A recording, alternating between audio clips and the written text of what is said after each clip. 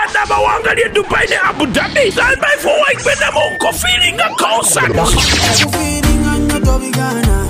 DHABI events ne Kagame events bakutusiza ko WYKEE BENDA. Gakumi March 2023 hani Dubai. Ku Chelsea Plaza Hotel Sato Legends Bar. Okinga dira mu 10 VIP dira mu 2. DJ Shakuna DJ Ase Pro. Bagenda chikwasaganya. Ronga 12 March 2023. Ayingira Abu Dhabi. Ku Tubes Club Villa Gyo Hotel. Emeza y'abantu ababiri kudira mu bina. Kuliko n'ebyokunywa. Ate emeza y'abantu abana yedira mu lwenda. Nga kuliko bottle ya wine. DJ Dagawa kuba muziki. Bino binanga bitedwa mu sente. Uganda Airlines. Isget. Roller Yesterday Home Beyond Homes. Josh Lakings. The Asset Tours and Travel. Let me take you about E2R events. The Kagame events.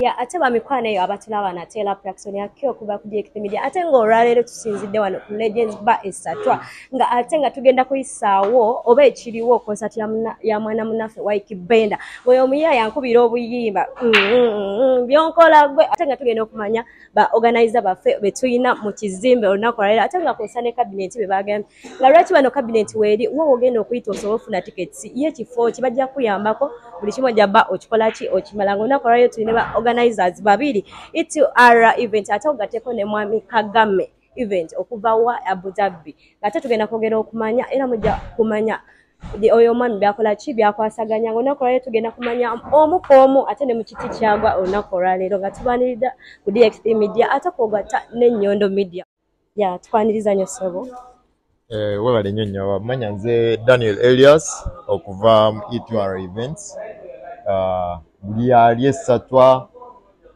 anywhere in Dubai ngo wetaaze ticket osobola okuntukira kwabo abalina contacts zaffe.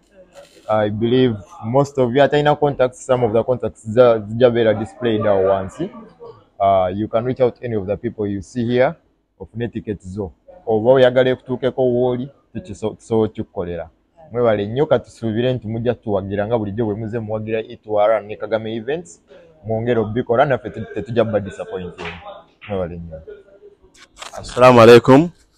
Amanya gange nze Champion Mavo nga tuli wano leero ngenda kubeera host wa show eno ennaku z'omwezi nga 10 tuli wano ku Legends Bar Satwa ennaku z'omwezi nga 10 banaye ffenna tubeerewo tickets ziri available ayagala okukola reservation ayagala ticket osotukira omukufa abali wano oba ku posta zaffe zetugenze tutimba mu bifo ebyenjawulo ku Lusania ku Mpombo na wano wennyini kuliko namba za reservation zennyini oba si kyekyo osotukira omuntu omu kuffe ali wano abantu baffe aba ddala Ariga Hamria n'abaana b'etiko mwe mutusinga otuwagira mu show zino banaye ngaye tuze tukikola ennaku z'omwezi nga 10 tuddemu tukikole mujje tunyumirwe kufeelinga nnyo tobigaana tosobola nakulebereza sabula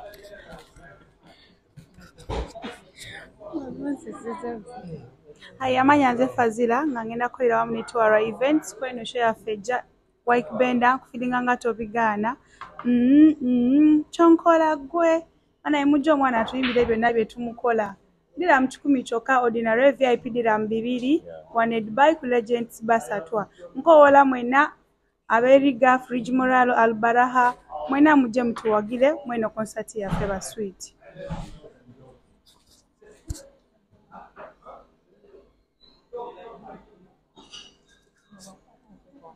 Amanya Pitiwa Jojo from E2R events. Nyongera okubajjukiza on 10th of next month, that's March, we'll be hosting WYKEE BENDA live in NKUFEELINGA concert. Tickets goes for 100 ordinary and VIP is 200. And show ekutekedwa E2R events alongside Kagame events in Abu Dhabi. Thank you so much. Yo, abantu be Dubai amanya n'eddoboozi Joram Jasper E2R events twongera okubajjukiza tulina show NKUFEELINGA nnyo tobigaana concert. WYKEE BENDA Boys So Tender will be performing live here in Legends Bar Abu Dhabi tugenda bera Cubes Club.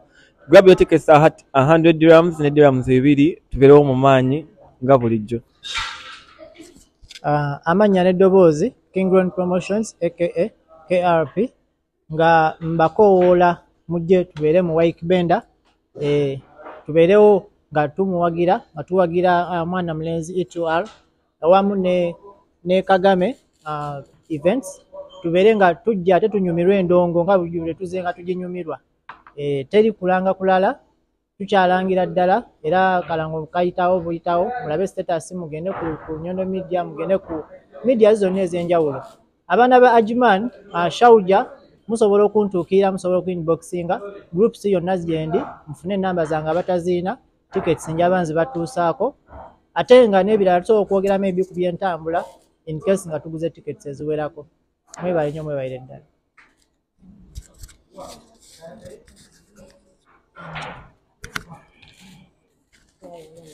Amanya n'eddoboozi Godfrey Katongole abasinga obungi mumanyi nga Kojja manager Eastgate nga ndi wano ku lwa Eastgate restaurant nga official sponsors ba NKUFEELINGA tobigaana era mu ttuba lyerimu ndiwo nga chairman board of directors ProRack oba professionals life after kyeyo ye Uganda nga official sponsors ba NKUFEELINGA tobigaana mbadde nkola abagizi baffe aba Abu Dhabi nga mbadde mujja mu kikola buli lunaku n'agamba buli lunaku nyongera kati 0.0% mu improvement ku mulundi guno NKUFEELINGA tobigaana buli omu wa kunywa kyentegeeza kye kijjango ogula tiketi yo ku Eastgate ogenda funirako ekipa y'ebyokunywa ate waliwo ne chances okufuna tiketi yo ku percentage eya 50% abanasooka okujja ofuna tickets 20.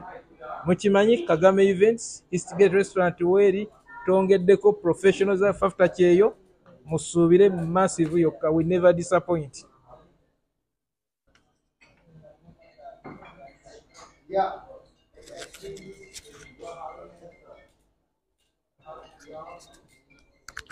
Abana abatulabe eyo mujje baleko mwebale kuwagira itwara events ne Kagame nga kuguno omulundi tubaleetedde mwana mulesi WYKEE Benda nga 10 mu Dubai nenga 12 Abu Dhabi nga ku ludda lwa Dubai itwara ekituddemu ate nga ku ludda lwa Abu Dhabi Kagame events ekituddemu.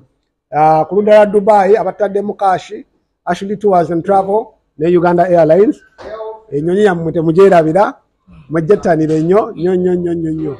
Anyhow nga tetuliko omulama gwa leero ng'abalala bonna bagambye WYKEE Benda show ya mwezi gujja banaye mujje mutuwagire mujje mubeerewo nga mbadde mutuwagira buno obudde tubeetaagira ddala nnyo mujje tunyumirwe ffenna era nga ku ludda lwa E2R wane Dubai show bwenaggwa abantu 20 abanaaba nga mwagula tiketi zammwe on time tugenda kubeera nammwe ku lyato ne WYKEE Benda mujje nga mukimanyi nkigerako bakyakabi kati gula tiketi mu budde mujje tukyakale amri ya moralo yonna mujje tukyakale and abantu ba Jabelali tugenda baterawo emmotoka egeno bakima okuva Jabelali ebaleete era mumale muddeyo n'emmotoka yemu abantu ba Jumani ne Shalja nayo wagenda kubeerayo emmotoka okuva mu ludda lwammwe King promotion agenda bakikwasaganya mutuukirire emmotoka egenda batwala egenda bakima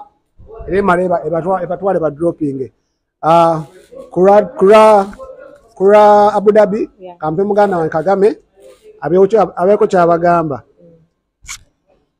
Naye nsanyusa obeera wano nze Kagame CEO Kagame events nange mbakoowoola abantu ba Abu Dhabi mwenna mukimanyi bwe kyembasuubiza kyonna nkikolanga bwe mukyagala era mujje mutuwagire nga 12 omwezi ogujja bali ku Village Hotel Cubes Club. Okay, bamikwano abali eyo nga temunnagula tiketi mujje tugule tiketi ate offer eriwo ya maato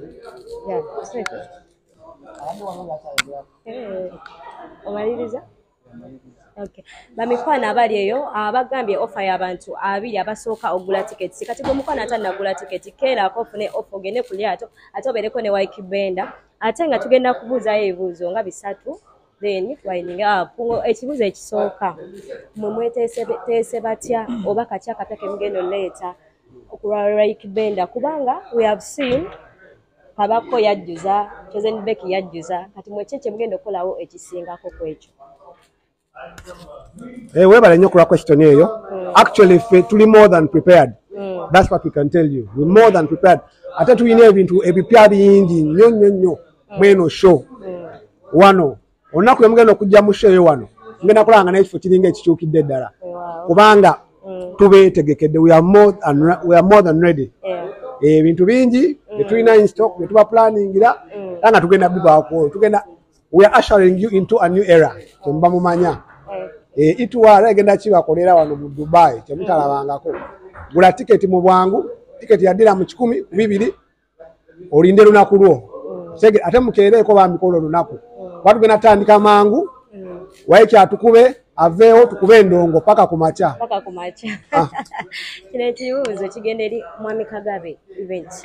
Mwami Kagabe, we have seen in Abu Dhabi abayimbi abasinga bafuna struggle ez'okuyimba ate mu Abu Dhabi abantu abasinga ati nate twasigadde babanja ate bavudde Uganda ate babasasudde abo ne batayimbako na kuyimbako ati bwogenda otesa tose otya abantu ba Abu Dhabi basuubire ki tekigenda kubeerawo oba tekijja kisoboka kubeerawo nze ebintu by'abayimbye n'abatayimbye abasasuddwa n'abatasasuddwa nze sitera biraba nnyo nze ndaba kyange kubanga nze konsati zange zonna tewali muyimbi yali agenze nga abanja ate tewali konsati yabeerawo omuyimbi wange n'atayimba so abantu jasi balina kugula mangu buguzi tiketi kubanga olwedde wasigadde ntono ate ekintu ky'obudde abantu badde bakomplaininga ku budde nti noba ssaawa bayimbi bajja obudde bugenze ne ku luno ogenda tandika kuyimba ssaawa 6 ennyimba zonna zirina okuba nga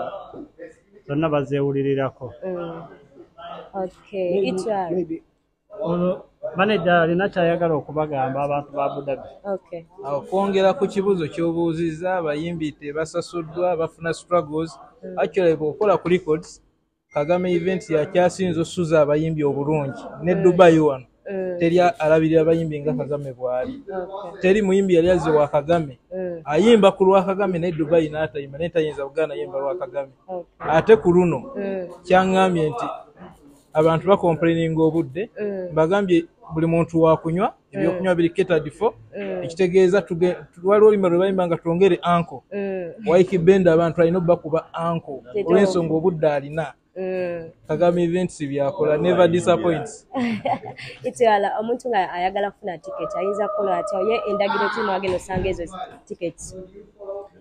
Maybe ku chat ticket enwe kamala okwogera ku muganda wange kyayogeddeko bannaye tutiminga n'abantu betumanyi nti kiba kiggwa ebintu byaffe byakuba kalundu katulabe tugenda okuleeta omuyimbi nga tumanyi nti kyekyo omuyimbi alina okujja nga ali fully paid nga ye kyajja okukola kukuba nguliko tweyongereyo ate wali ebyombo ate erinda anayimba oba tayimba bwe tubanga tetukikole tuwagambirawo ne tukita anyhow ku chat ticket nga bwogambye fenna abali wano timu yange ina tiketi ina gwotuukirira ina tiketi bw'oba oyagala tiketi nga you can't find them you can call me up anamba kwekiri kugundi ku posta call me up nja kuba nkuleetera tiketi I'm ready to deliver anytime.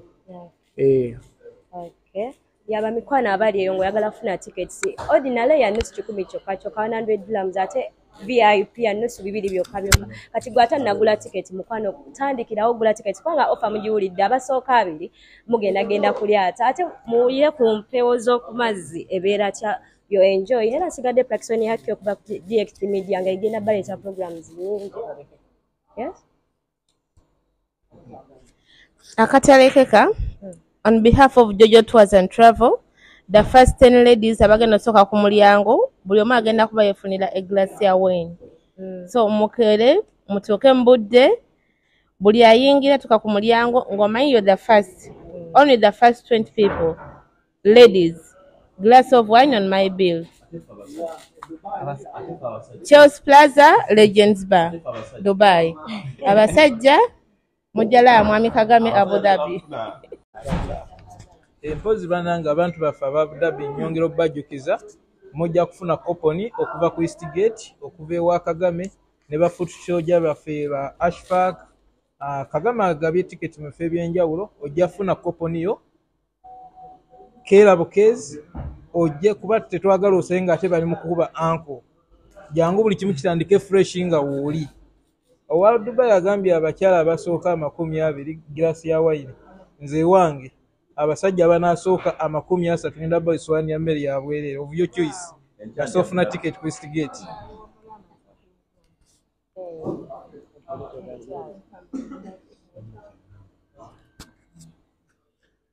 Abanaye, to remind you nga 10